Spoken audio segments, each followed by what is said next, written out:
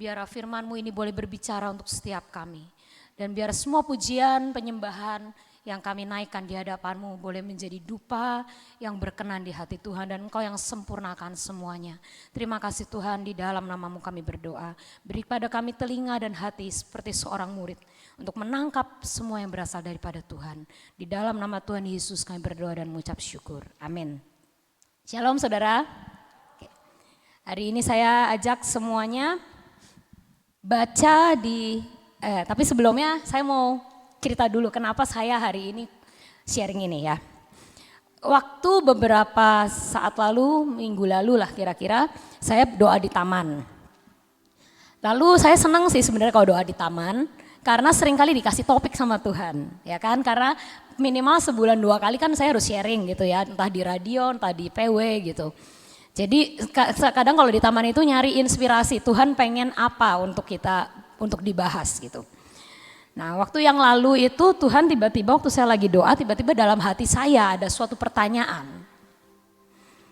Nah kalau kamu hidup di zamanku, kata Tuhan Yesus, artinya saya hidup waktu Yesus di dunia ini. Alias saya jadi orang Yahudi. Waktu itu yang hidup di zaman Yesus hidup. Kamu kira-kira akan masuk golongan mana? Tuhan ngomong. Farisi atau pengikutku? Nah, kalau kayak gitu ditanya saudara jawabnya apa? Saya juga jawabnya, ya pasti pengikutmu lah Yesus. Masa iya saya jadi orang Farisi? Lalu Tuhan ngomong, gampang mana sih jadi orang Farisi atau jadi pengikutku? Kamu sekarang renungkan dulu sebelum kamu menjawab. Di situ saya mulai merenungkan. Saudara, menjadi orang Farisi sebenarnya sangat lebih mudah dibanding menjadi pengikut Yesus. Kenapa? Karena orang Farisi itu tahu hukum Musa, tahu hukum Taurat. Dan hukum Musa, hukum Taurat itu asalnya juga dari Tuhan, benar nggak? Bukan dari iblis. Hukum Taurat itu asalnya dari Tuhan, Tuhan kasih ke Musa dan itu dari turun-temurun, beribu-ribu tahun diturunkan sampai ke zaman Yesus. Dilakukan. Tapi tiba-tiba suatu hari ada orang baru yang bukan berasal dari golongan imam, dia bukan dari golongan manapun yang terhormat, dia bukan seorang raja dan bangsawan, dia anak seorang tukang kayu. Lalu orang ini mulai berkata, pengajarannya yang paling ekstrim adalah tentang hari Sabat. Beribu-ribu tahun orang kalau hari Sabat tidak kerja. Tidak boleh bekerja untuk diri sendiri, tidak boleh bekerja untuk orang lain, apalagi nyuruh orang lain kerja, haram. Tapi Yesus berkata, aku menyembuhkan orang pada hari Sabat. Dan aku suruh orang yang sembuh itu untuk mengangkat tilamnya dan jalan. Gampang mana? Jadi orang Farisi atau jadi pengikut Yesus? Orang Farisi ini, mereka itu golongan yang sangat mengerti firman. Sangat mengerti kebenaran. Dan waktu Yesus berkata, hari Sabat, sembuhkan orang. Hari Sabat, angkat tilam dan berjalanlah. Bisa terima? Bisa terima? Tuhan berkata, akan banyak orang yang lebih memilih untuk menjadi Farisi. Udah bener kok begini caranya, kenapa sih diubah-ubah? Udah bener gini kok jalannya, kenapa sih kok diubah-ubah? Dan orang-orang yang seperti itu adalah hanya orang-orang yang bisa menikmati Yesus dari jauh. Ya, yuk kita baca. Markus 3 ayat 1 sampai ke 6.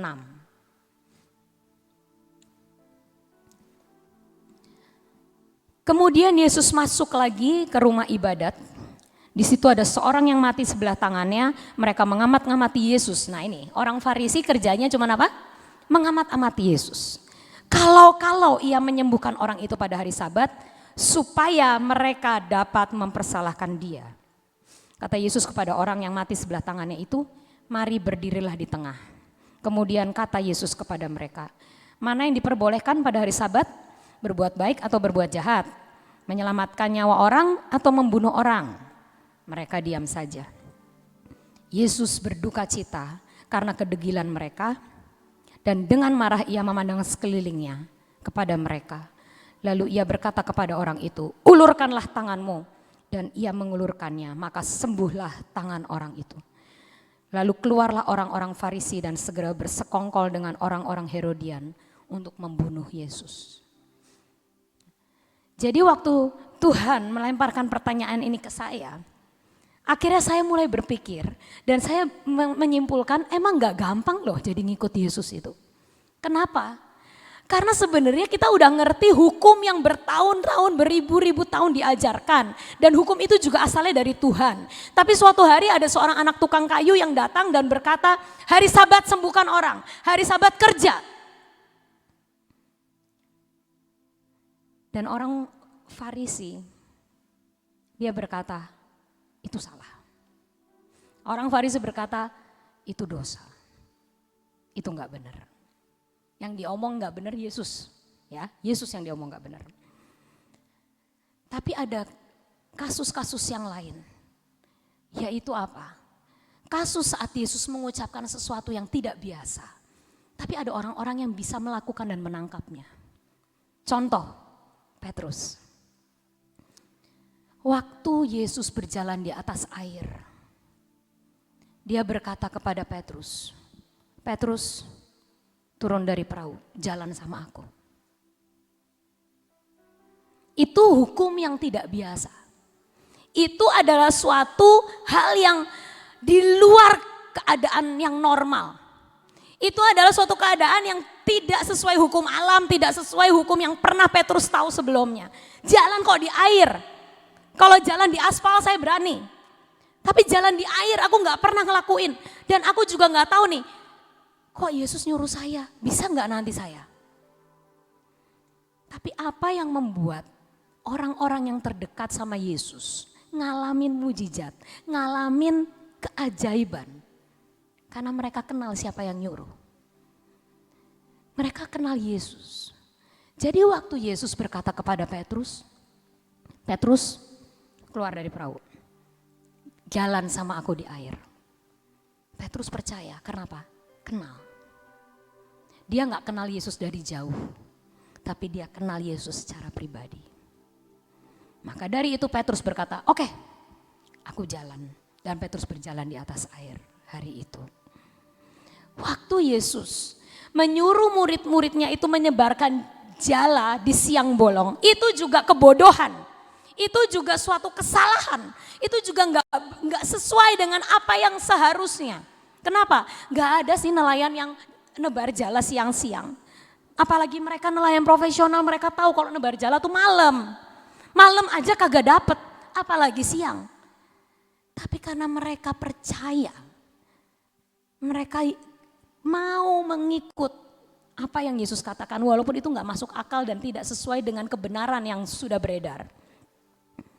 Maka mereka mendapatkan ikan, bahkan di saat yang tidak mungkin mereka dapatkan. Mereka dapatkan double porsi dan berlimpah-limpah. Jadi hari ini Tuhan katakan, kunci dari semua pengikutan kita akan Tuhan, itu bukan pengetahuan kita akan firman, bukan kecanggihan kita untuk menggali firman, kecanggihan kita untuk merenungkan dan untuk melihat firman.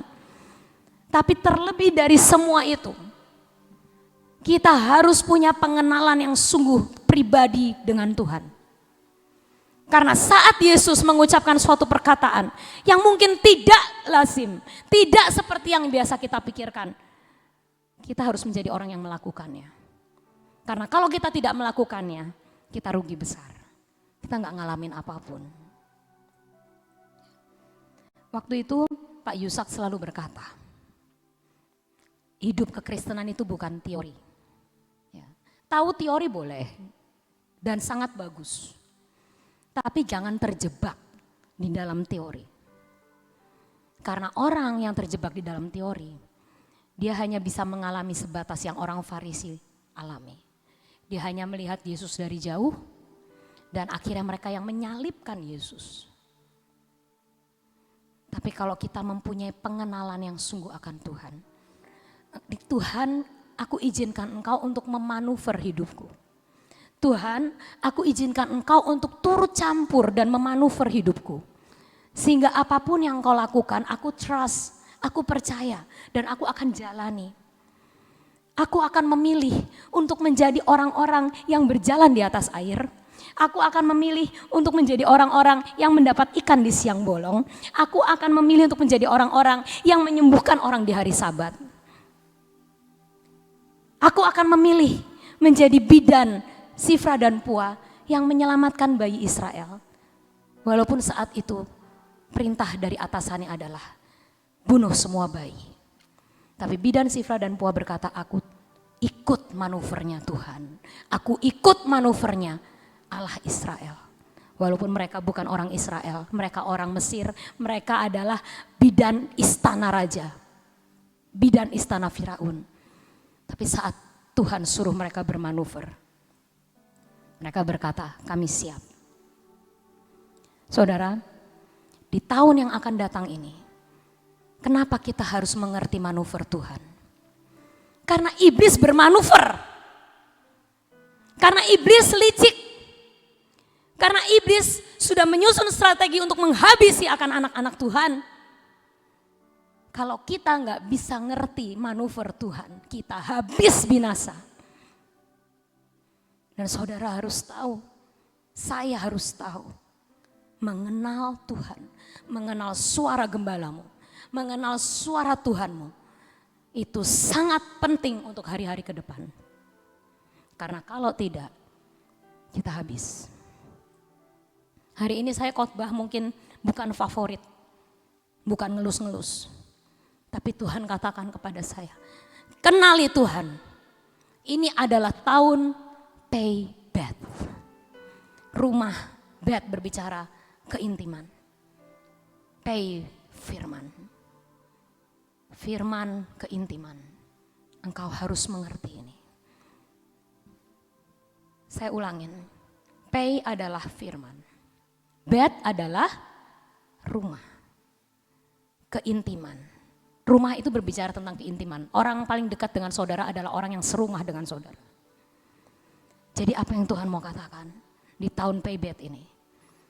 Kenali firman keintiman. Engkau gak dengar perkataan orang, tapi engkau cari tahu apa yang Tuhan inginkan untuk hidupmu, untuk hidup kita. Gak dari kata orang. Karena kalau kita hanya sekedar dengar kata orang, ikut sana, ikut sini. Oh yang ini ngomong ini ikut, yang ini ngomong ini ikut. Tergilas, habis. Karena iblis punya manuver yang luar biasa untuk menghabisi anak-anak Tuhan. Tapi kalau kita memegang Paybet, firman keintiman. Firman bukan teori, tapi firman karena orang yang aku cintai yang memberitahu aku. Orang yang aku kasihi, Tuhan yang aku cintai, Tuhan yang aku kenal baik, Dia yang berfirman itu padaku, jalan. Maka iblis tidak akan pernah bisa memanuver hidup kita, karena Tuhan yang sudah memanuver hidup kita. Amin. Kenali Tuhan saudara. Ibu Nani juga dapat hal yang sama. Kalau kita nggak kenal Tuhan, nggak kenal firman-Nya, kita nggak akan bisa berjalan di atas air. Seperti Petrus.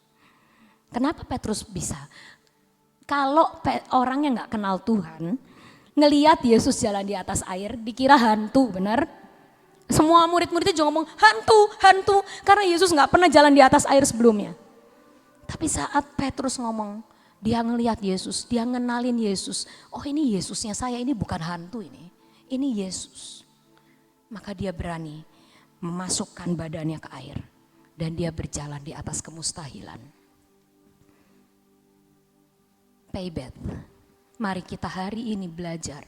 Gak kenal Tuhan dari teori. Nggak kenal Tuhan, hanya sekedar seperti ahli-ahli Taurat dan Farisi. Ini salah, ini benar. Ini boleh, ini tidak. Apa yang Tuhan mau untuk kau lakukan, apa yang Tuhan mau untuk engkau kerjakan, itu yang kau lakukan. Itulah firman keintiman. Dan itu yang terpenting. Karena kalau tidak, apapun manuver yang iblis lakukan di sana, kita akan tergilas habis.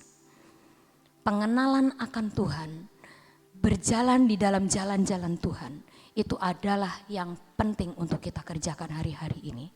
Supaya kita boleh bertahan sampai kesudahan zaman. Amin. Ya, kenal dulu. Sesudah kenal, lama-lama bergaul. Setelah bergaul, tahu persis sifat-sifatnya.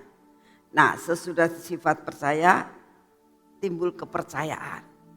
Sesudah timbul kepercayaan, ngambil keputusan untuk mau hidup bersama. Nah, sesudah itu baru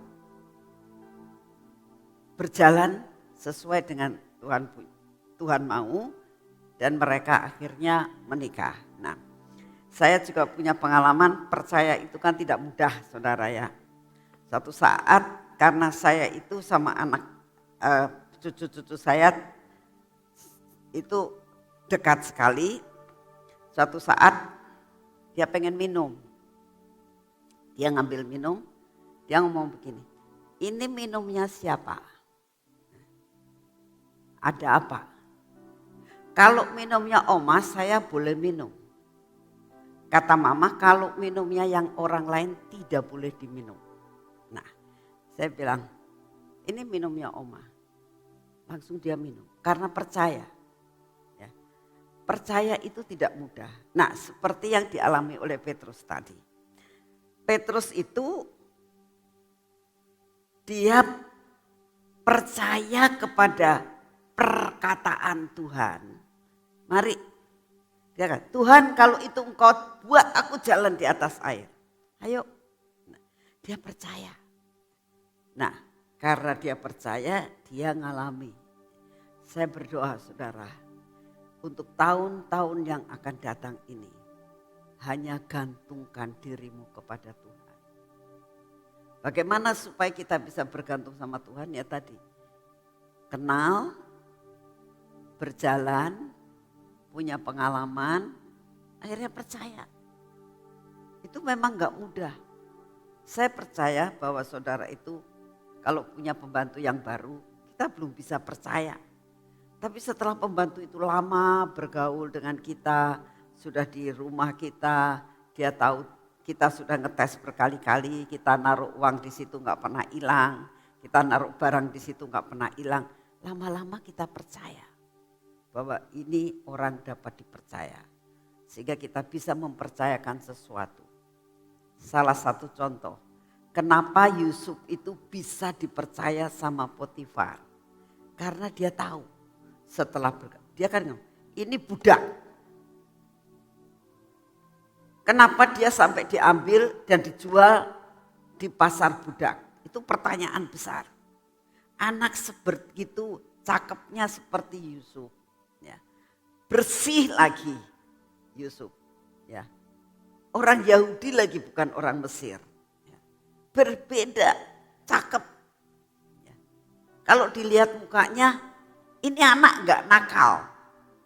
Kenapa ya kok sampai dijual di pasar budak? Kenapa dia sampai jadi budak? Itu pertanyaan besar buat Potifar. Tapi saat dia mau dibeli, dia lihat, ini anak kok kelihatan baik ya. Soalnya pada saat orang kalau dijual di pasar budak, itu tangannya dibeginikan, dia disuruh begini, semua pakaiannya dia cuma pakai celana kolor. Ya. Jadi disuruh lihat sampai benar-benar untuk membeli budak itu tuh dari atas sampai ke bawah itu diteliti. Kenapa tatoan apa tidak, ini kenapa dia jadi budak dan sebagainya. Ini Potifar saat ngambil Yusuf mikir, ini anak begitu bagusnya, begitu cakepnya, ya. badannya mulus walaupun kurus. Kenapa ya? Kok sampai dijual di pasar budak? Gak ada tanda-tanda nakalnya. Badannya gak tatoan dan sebagainya. Kenapa ya? Akhirnya dipilih dan dibeli. Di dalam perjalanan dia menjadi budak, diteliti. Dan akhirnya apa yang dikatakan ke Potifar itu? Mempercayakan semuanya kepada Yusuf. Karena apa? Percaya. Nah, percaya itu dimulai dengan apa? Dengan bergaul dan melihat buah-buahnya. Begitu juga dalam kehidupan saudara dan saya. Kalau kamu bergaul dengan Tuhan, engkau tambah ngerti betapa setianya Tuhan terhadap saudara dan saya. Dalam menghadapi apapun, percayalah Dia beserta dengan saudara sampai kepada kesudahan alam. Amin. Yuk kita berdoa. Bapa, kami mengucap syukur punya Bapa seperti Engkau. Kami mengucap syukur ya Tuhan. Karena kami tahu siapa Engkau yang sebenarnya. Buat kami bergaul dengan Engkau Tuhan. Sehingga apapun yang Engkau perintahkan kepada kami. Sekalipun perintah itu adalah sesuatu hal yang agak bertentangan Tuhan. Dengan segala sesuatu kenyataan. Buat kami percaya. Karena kami tahu siapa Engkau yang sebenarnya. Karena kami mengenal siapa Engkau yang sebenarnya Tuhan. Oleh karena itu buat kami tetap percaya kepadamu. Sekalipun kami kadang-kadang gak ngerti kenapa kami harus melakukan perkara-perkara itu. Tapi buat kami percaya bahwa Engkau punya rencana yang amat baik buat kami satu persatu. Terima kasih Tuhan untuk firman-Mu, terima kasih buat sepanjang 1 jam ini kami boleh menyembah dan mengisi cawan-cawan pujian dan penyembahan kami. Bapak, terimalah pengisian cawan pujian ini. Sekalipun kami tahu tidak ada yang sempurna yang kami berikan kepadamu. Tapi kami percaya Tuhan. Kami mau memberikan yang terbaik kepadamu setiap pagi. Terima kasih untuk kasih setiamu. Terima kasih Bapak, pimpin kami dalam menghadapi persiapan PBET ini Tuhan. Untuk mempunyai, menjadi rumah keintiman bersama dengan Engkau.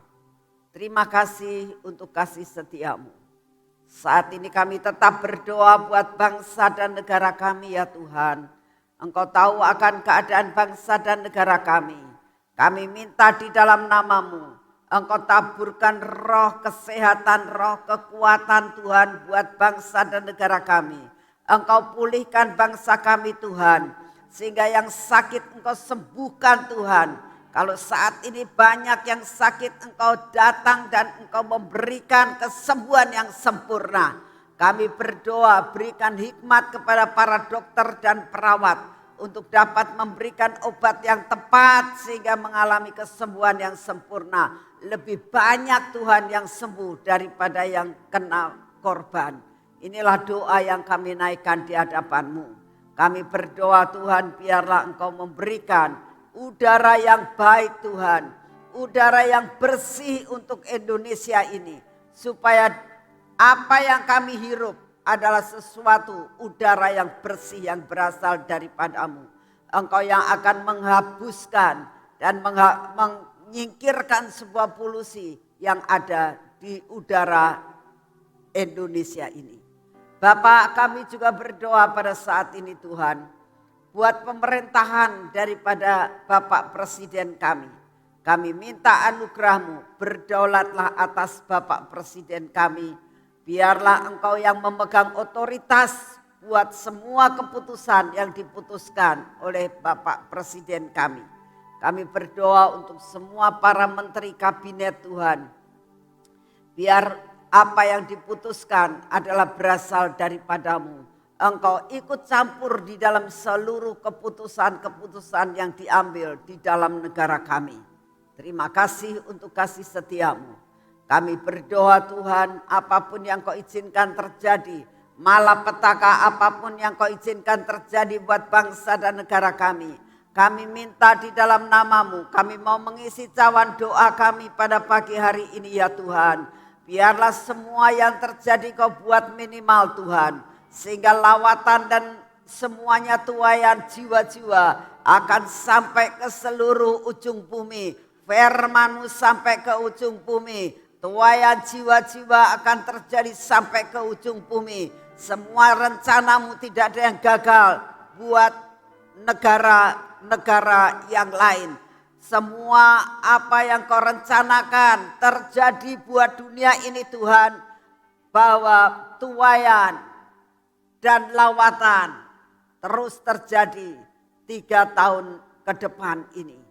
Terima kasih untuk kasih setia-Mu. Apapun yang Kau izinkan terjadi, kami tetap percaya tidak ada satupun yang menghalangi gelombang lawatan, gelombang penuaian terjadi buat dunia ini. Terima kasih Bapak, kami sangat percaya bahwa apa yang Kau rencanakan buat dunia ini akan terjadi. Kami minta di dalam nama-Mu, Engkau buat percepatan terjadi ya Tuhan. Sampai kedatangan-Mu dipercepat Tuhan. Kedatangan-Mu dipercepat Tuhan. Untuk Kau datang menjemput kami di awan-awan. Buat jalan Bapa semua terjadi. Sehingga tidak banyak yang mengalami malapetaka. Karena Engkau sudah bawa kami bertemu dengan Engkau di awan-awan. Terima kasih Bapak untuk kasih setia-Mu. Kami tetap berdoa untuk Selasa yang akan datang. Kami dalam nama Tuhan Yesus buat kami masuk di dalam tahun Ibrani yang baru Tuhan. Kami mau memasuki bersama dengan Engkau. Engkau membuat kami, memaksakan hidup kami untuk berjalan dalam naungan-Mu, dalam perlindungan-Mu dan berjalan bersama dengan Engkau. Terima kasih Bapak, kami mau menyerahkan ibadah ini ke dalam tangan-Mu. Dalam nama Tuhan Yesus, mari kita masuk dalam pengurapan.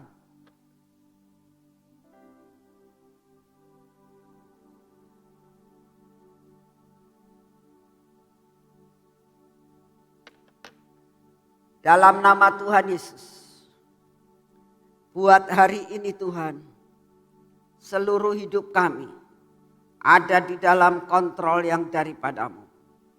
Dari ujung rambut sampai ke telapak kaki kami mau olesi dengan minyak. Dan biarlah mata kami, telinga kami Tuhan, dan bibir mulut kami boleh melakukan apa yang kami lihat, apa yang kami dengar dan apa yang kami ucapkan. Pas sesuai dengan apa yang Engkau ingin untuk kami lakukan hari ini. Biarlah hati kami tetap melekat kepada-Mu. Dan tidak melekat kepada barang yang sia-sia Tuhan. Biarlah pikiran dan hati kami dipenuhi dengan kuasa Roh Kudus-Mu. Dalam nama Tuhan Yesus, semua roh kekhawatiran kami. Bapa, seringkali kami mendengar, seringkali kami melihat, seringkali kami mendengar banyak berita yang mengakibatkan kami menjadi takut. Kami menjadi khawatir. Oleh karena itu saat ini kami datang di hadapan-Mu. Kami putuskan, kami patahkan semua roh intimidasi, semua roh kekhawatiran tidak akan menghinggapi akan hidup kami. Di dalam nama Tuhan Yesus. Berkati tangan kami Tuhan. Biarlah hari ini kami melakukan semua pekerjaan kami bersama dengan Engkau. Dan kami tahu apa yang kami kerjakan tidak akan gagal karena kami bersama dengan Engkau. Dan biarlah kaki kami ini berjalan dalam jalan yang sudah Engkau tetapkan untuk kami jalani hari ini. Kami percaya Tuhan, kami berjalan, kami tidak akan tersandung. Kami berjalan, kami tidak akan menyimpang kepada jalan yang bukan Engkau tentukan untuk kami jalani. Terima kasih Bapak, biar hari ini kami melakukan semua pas di hati-Mu Tuhan. Dan tidak menyimpang daripada jalan-Mu. Segala puji, hormat dan syukur kami naikkan di hadapan-Mu. Dalam nama Tuhan Yesus. Amin. Selamat pagi saudara, Tuhan memberkati saudara semuanya.